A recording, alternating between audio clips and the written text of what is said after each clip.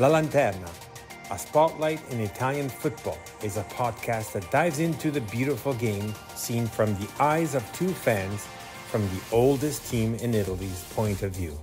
My name is Fabrizio Cardone, Canadian and Genovese, together with my friend Matt Killen, an American-born and Genoa fan.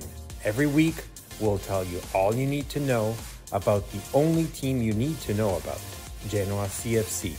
Plus, we'll have guests and provide updates from around the magical world of Italian football. Welcome, benvenuti to La Lanterna podcast. For real. Now, we were supposed to be recording this now since 3 weeks ago, and we had an interruption, but there was a, rightfully so, I suppose, interruption, right, Matt? I mean, you tell me, man. Congrats. What big news? Thank you. Yes, we have a new Genoano amongst us, and his name is Leonardo. He's such a beautiful little boy. He was born on the 26th of April. So just right after the match with against Cagliari. And just before. And which I managed to watch it here and there. But anyways, long story short, yes, had a baby boy coming among it's our new entry, and only entry, by the way. But he's definitely a Genoano. He's already, been bringing good luck to Genoa, by the way. Like, since his birth, I've never seen Genoa scoring so much. That's true. We're in a good run of form, I got to say. Yeah, exactly. You look at it. So we got lots of matches to catch up, and we don't have a ton of time, I know. Especially being mindful of I'm not playing this on you, Fabry. I hope you don't mind. But there are lots of more important things out there than recording this pod, but we're going to do our best to kind of recap everything. But yeah, 3-0 against Cagliari, which I think... Oh, wait, one more thing. I wanted to say one more thing before we jump into the match. I apologize for that, but I wanted to give out a shout out, special mention to you boys, which surprised me so dearly with this beautiful present and surprise. Thinking about me and thinking about Leonardo and my wife as well, with sending some beautiful Genoa kits and so on, and Pampers and diapers and wipes and whatnot. But that was just like so touching.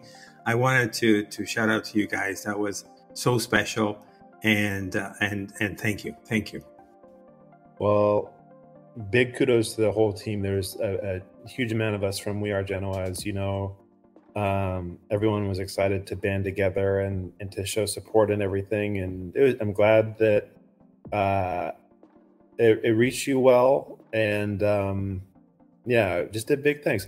We're happy to have another Genoano in the group, man. We got another person in about 2 years. Leonardo's joined the group chat. We'll be teaching him Italian. I won't be, but the other guys will. You mean Leonardo will be teaching you Italian? Yeah, that's actually what will be happening. I still need to learn Italian. It's embarrassing. We've been doing this podcast for like 3 years, and I still can't speak it. Hardly anything. That would be my fault, because that would be on me. Yeah. I guess the English group chat didn't help with that part. All right, so let's go back to what you were talking about. So 3-0 against Cagliari. Yeah. So for me, I thought more pessimistically about this match. I feel like we both kind of did. I mean, I don't know, something about Ranieri, and we never really had matches like this against them, but I don't want to say comfortable, but maybe. Do you think that's fair to say? I mean, 2 goals within the span of half an hour. This was, I think, if I'm not mistaken, we're going back a couple weeks now, but this was the Morton Torsby match. He scored the first goal. And I want to say he was involved in another one. I can't remember exactly how everything shook out because it was, again, a couple of weeks ago. But so it's a 3-0 first goal in the first half by the first 2 goals by the 2 Mortens. Yeah. So we have Morton Thorsby first. That's right. Yeah. Which, surprise, Thorsby from probably the least liked the player of the squad. Now he's reviving himself mind you. Feet Yeah. belly down, he's crap, but belly up, meaning with his head, he's doing great. Yeah, it's been it's been a really kind of remarkable turnaround from him this season, and I'm happy to see it. To be honest, I know that like there was all this stuff when he started with him coming from, well, having formerly played in the other not so friendly colors of the city, but he's had a good run of form lately, and it's wonderful to see. We kind of need it too. Because I think, like, as we're getting towards the end of the season, there's like kind of a natural question. We've not seen as much Strootman this season as the campaign has gone on, and seeing Torsby step in and getting more minutes and playing better is a good thing. Because I think naturally added to that, it was also Malinowski's injury too, right? Yeah. We've had a couple of places because we've had Malinowski kind of playing sort of strangely in that same position almost, but. He's not, of course, we're not asking him to only be a deep lying player. I think there's the way that the Giardino's system is set up doesn't really allow for that anyway. But anyway, yes, 3-0. I think for us, an important win. And this pretty much put a cap on the season, I think, for us in terms of our risk and how we were doing. We were already, I want to say we had secured definite promotion or staying in Serie A somewhere later that week. If it wasn't the week before, I think it was maybe the matches following this one. Well, this was on a Monday, so this would have been it. But regardless, it was a good win for us. It's a good one, obviously, to have a good result at the Ferraris, like he's mentioned. 3 goals at the Ferraris and 3-0 as a result is pretty damn good. Albert gets also the third one in the second half, that's right. Which also brings him to be our top goal scorer with the campaign. That's right. Yeah. And then what was he on now? Is it 7-8 goals? What's he on? So no, Albert is actually he's on the double digit now. So he's I think around the 12 or 13 mark. Oh, wow. Not bad. So I'm just looking at the Capocannoniere right now, and damn, I clicked on the wrong link, so forgive me for that one. But we have Martinez with first, then Vlahovic, Osimhen, Giroud, and then Goodmanson with 14 at par with 14. Giroud. Wow, I was way off. Half. That's incredible. You forgot half of it. Basically, yeah. What a type of fan I am. So he's 1 short of Osimhen, 2 short of Vlahovic, and well, Martinez. Let's not mention him. He was on fire, especially on the first half of the season. Anyways, going back to our matches, then a week goes by. So that was April 29th. We go to the San Siro to play against the top volleyball team with AC Milan. Still doesn't go down that goal that we lost against AC in at the Ferraris in the first leg because of that Pulisic goal. But we go, our head is up. We are no fear whatsoever. And the match, it was actually a thriller match. It was a fantastic match. As a neutral, it must have been a fantastic one to watch. For us, it was obviously a little bit different in how it ended and how everything came to be. And it felt, once again, kind of like I still feel like with the draw coming in, obviously getting the final own goal to get a point. But it felt like they took 3 points from us at one point with the quick goals they scored in the second half. And I'm glad at least we got something from it. But I don't know, man. What were your reactions to this one? Because I thought we really prepared a fantastic first half. Obviously, we get a penalty really early on. And then Ekuban, when he scored at the beginning part of the second half, I felt like that was coming, by the way. And it even though maybe you could say it was in some cases like not exactly the run of play, I thought that we deserved to be ahead. And we were weathering the storm from Milan, but it was a little bit unfortunate to see us concede two pretty quickly within the 72nd and 75th minute. Well, for what I remember about the match, essentially the first half was more on our side of things. We got that goal at the beginning. It was a penalty. Retegui scores it. Yep. And then right at the 9 minutes of the first half, it was a tie by Florenzi, which kind of like dampened our enthusiasm. But more or less that whole first half was well controlled. Let's not talk about the dominance, but it was very well managed.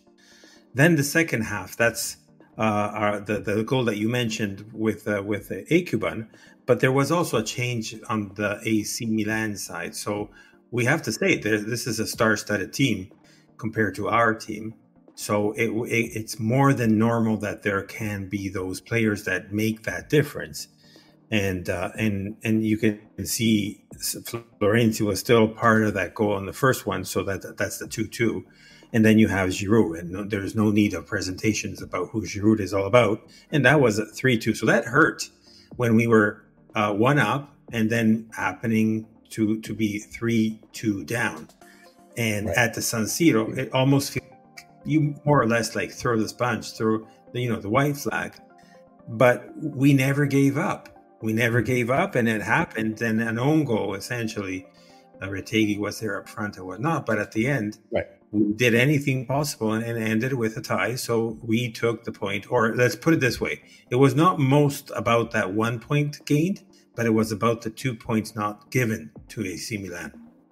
It was a fight, and it was a fight till the end, and it was delightful to see us getting at least a point from this one at San Siro, because it did feel, even if you look at some of the stats and you want to compare shot totals or expected goals or something, but it did feel like the right thing for us to be getting something from that match. And I would have loved the 3 points that it looked like it might have been for, almost 70 That would have been sweet. That would have been fair fantastic. If you look at it from the first half, from the first leg, but not sort of fair. It's not right to say fair, but a good revenge per se, right? But a tie was absolutely fair.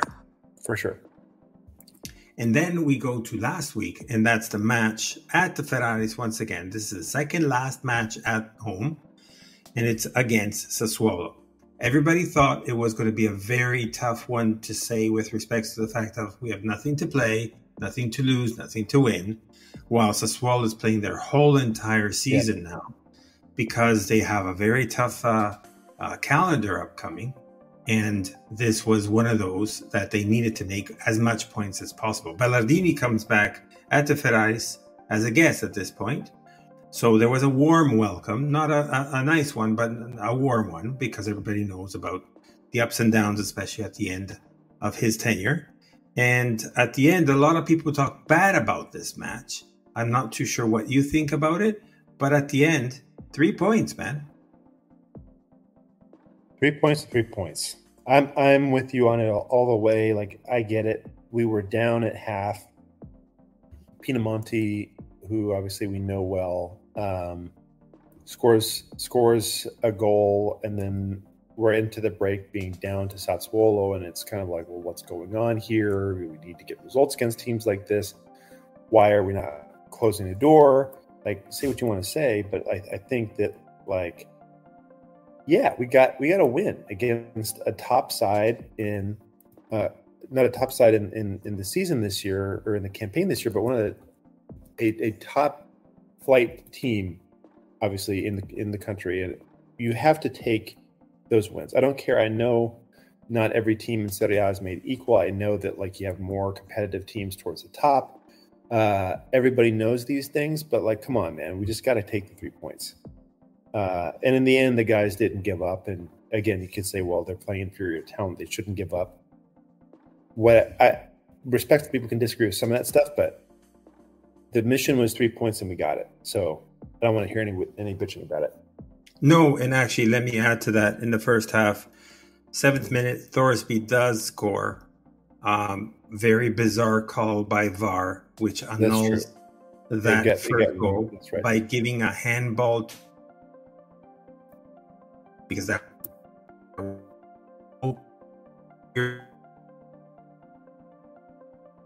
and match where they were talking about clear images or not. But anyway, so on the 31st minute, there is a penalty for AC Milan. Very soft call, if you ask me. And that you have to think about it. These two episodes alone kind of also have an impact to the match itself, right? Absolutely. It changes the complexity all the way. And it's obviously not the first time we've had some weird penalty decision called or anything like that. But I'm just happy that the boys in the end kind of corrected in a way that they should, and that it sets us up for the last two matches of the season to kind of feel like, let's go out there and try to get something, but we've already done an accounting of ourselves this year. We don't need to feel like we need something to prove at Roma, this weekend or anything like that. No, and just to close the Sassuolo one, Badel does the tying aspect. By the way, he just signed today or yesterday, I can't remember now, for another 1 year. Everybody's super proud and happy about that, against those people that were bitching about him being too old and so on. But he's been probably the very solid aspect of our team as well. One of our best rated players throughout the season. I mean, I just I never really have gotten the Badel hate. I just don't. We've talked about this before. I don't get it. He's slow. He's old. He played for Fiorentina, it seemed like 2 decades ago. But I don't know, man. He always has that capability. He can play a really good ball sometimes, and he's very smart. And he's defensively set. He brings exactly what we need in that position right now. Well, we heard I can't remember who it was, but we heard from one of our past guests, and he was saying even in the top of his era, Badel, he was still slow back in the day as well. So it's just his characteristic as well. Obviously, his age has not improved his speed, but the good thing is Gilardino has noticed the fact that his energy, his fuel starts to dissipate towards the end. So he's starting to replace him towards the 70th or 80th minute. And that's a good thing. Anyways, and then we closed the match for Sassuolo by 2-1 with an own goal. With Ritti was right there. But at the same time, I kind of bumped into the defender and it goes in. So we get those 3 points. And it faces us to sorry if I interrupted on that one, but this brings up to the next match, which is against Roma. Now, Roma, what do you want to say about Roma? I mean, it's a interesting season for them. Obviously, you have a managerial change. You've got some different things happening as the season wears on.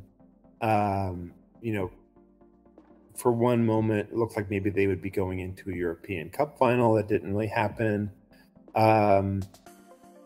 Look, this is still a side that has capable players. We obviously got a result from them the last time that we played them. I think this is going to be relatively competitive. The thing for them is they are definitely incentivized to take this match seriously, which is not maybe entirely good for us, but where they are sitting right now, they're 3 points behind Atalanta for the 5th and final spot in the Champions League. So Atalanta still has one match. Right. Well, that's true. So maybe for all intents and purposes, they're not going to really catch them. But if they want any shot at doing so, they have to win this match. So that'll add a little bit, I would think, of emphasis from the team on getting something from this, even knowing that Atalanta has a match in hand. I think the objective has to be Champions League for them in how they've composed the squad and how they started the season. But, kind of like we said before, we got something from them the first time we played. And so I kind of feel like Gilardino is going to roll out the boys like he normally does and expect to get a result. I wouldn't be so surprised if we saw another 3-5-2 type of. A couple of things that I wanted to say there is, first of all, Roma also has another aspect that they have to be very careful that we're only 1 point ahead of their city rivals, which is Lazio. So, we know that very well, that when you are playing in a league, you always want to be above the other team. And that's definitely one of their goals. Definitely no question about would have been the Champions League spot, which seemed to have slipped a little bit, also because their run of form lately, since De Rossi's arrival, was like top. But then in the last few matches, they slipped here and there, including the last one. Not to put it under tone, the loss against Atalanta. Which, by the way, sad news is that the most hated team in Italy has won the Coppa Italia final against Atalanta. So unfortunately, Gasperini still, Gasperini still has to work on his silverware. And Roma got kicked out of the Europa League by Bayern Leverkusen. Apparently something like a run of form that have not lost for over 50 matches or something like that. So that's not going to be easy for Atalanta next week. Yeah, Leverkusen haven't lost in 49. Right. And I mean, the one thing about this whole thing, to your point, though, is that Roma's run of form is pretty not good. They're winless in their last 5. Granted, they've probably had a different complexion to their competition than we have. I think that's fair. So you mentioned Leverkusen and that ultimately being, I think they lost 4-2 over the 2 legs, but they, going back, all competitions, performance over the last 5 match days, drawing with Napoli, respectable result, losing to Leverkusen 2-0, happens. Drawing with Juventus, 1-1, respectable result. Drawing again with Leverkusen, and then losing to Atalanta. So their 5 most recent matches, they've not gotten 3 points out of it yet, which is kind of interesting. So I guess that brings to your point of there are chances to be able to do some sort of result. I'd be happy with a tie. I would be too. I think a tie would be probably a fair result, but I don't know, man. I mean, we ended up pushing on and getting something out of this beforehand, which was not expected, I would say. Back in the day, this is we were just figuring out exactly how we would sort of line up and how we would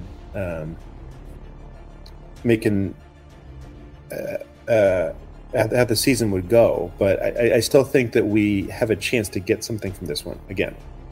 I guess we are in the predictions, so I guess just dive into what you think, where this match is going to go. Yeah, I mean, again, we're at the Stadio Olimpico this time. We're not going to be at Marassi. We are missing a few players. No Bani, no Malinowski, no Vitinha, no Macias. I don't think any of those guys are really surprises, but they are absentee players. There's been some conversation a little bit about Roma. Obviously, Mourinho departs during the season. They bring in De Rossi, and at first he gets all this praise and what a great manager he's going to become. The conversation has not been very positive about him since this kind of bad run of form. I think Genoa will win this one again, 2-1. I think we can do it. I think we have, I mean, like we say many times, Roma have a very talented side. They have a lot of amazing, great players there, but we did it the first leg of the season. I think in some ways they've not seen, I know Retegui hasn't been on the best form himself, but I think the way that we are in sync right now and how our players together operate, there's enough for me that makes me feel like we can get this done. Who's the goal scorer? Well, this is a cop-out, but I do think Frendrup again. And I would also put in there Matteo, just because it's been a bit. So, to what you're saying on my side, I'm a little bit more on the negative side just because I know how strong Roma is and the talent that their squad has. They are hungry for points. We have nothing to lose. So those are both go together. At the same time, we're at the Olimpico. Statistics say that at the Olimpico, mind you, because I can't remember in what year they moved to the different stadium, but at the Olimpico, Genoa has never beaten Roma. So before the Flaminio, yes, but not at the Olimpico. So why I'm saying this is we got to break this record. This is a negative record and this has to stop. Having said that, I think that De Rossi definitely brought that fresh air that was needed because players were just rebelling against Mourinho. No question about that. Yeah, but we're also talking about a coach side that was the one that got relegated the first time in his tenure, which was last year. Right. When he got called up against Spal. Sure, it's a different team, but I'm still not convinced about De Rossi. Let's put it that way. That's what I'm trying to get at. Well, how is this match going to play? I think it's going to be a very neurotic match. It's going to be nervous, especially from the Roma side. I think there's going to be quite a bit of yellow cards. And it's a little bit itchy for us as well, because we have indifida, as we say in Italian, which means that if you get one more yellow, you're going to skip the next match with a few players. And those are, some of them are, I can't even think of what, but some are injuries. So that's Bani and Malinowski, I think, are a couple. Yeah. But we have Goodmanson, I think he's on that list. Anyways, we have to be very careful also for that. I think at the end of the season, everything gets reset. But if you get the ban, that will still in the last match carry over to the next part of the season. If it happens, then that's correct. So the match, while I wish there was a win, I really strongly think it's going to be a 2-2, and so it's a tie, 1 point. Great. I have to agree that we need a Retegui goal, even though he's way too nervous about it, and that's why he's been playing quite badly. Yeah. Mind you, I have to give it to the guy that he's been playing for, what is it, not 12 months in a row?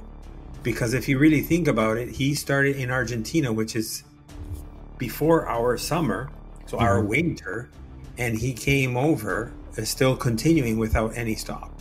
So there's a little bit of fatigue there, and he came to Italy in order to play for the Euros.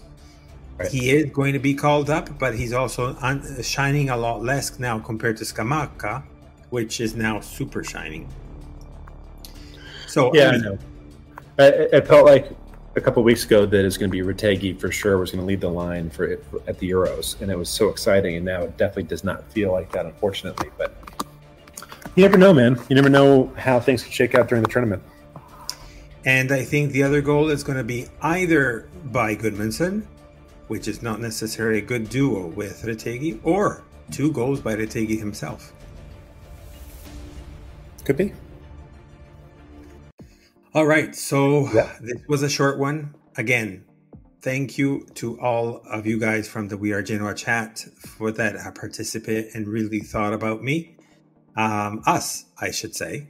And at the same time, we are ready. So we don't have much time, essentially. And that's why we're doing this very short. But we're glad to be back. Hope nobody forgot about us. And, a couple more things. No news on the stadiums, yet the Prime Minister of the region of Liguria got indicted. Like there's some sketchy things happening for money that he's been getting under the table and so on. So I'm wondering if that also happened with the stadium. I don't know. It's just my thought that I put there. Possible. And we talked about the Badel news, and the last one but not least is it's not official, but there's an unofficial, because these are words coming from Gilardino himself. The contract is there. It's just a matter of bureaucratic red tape things happening.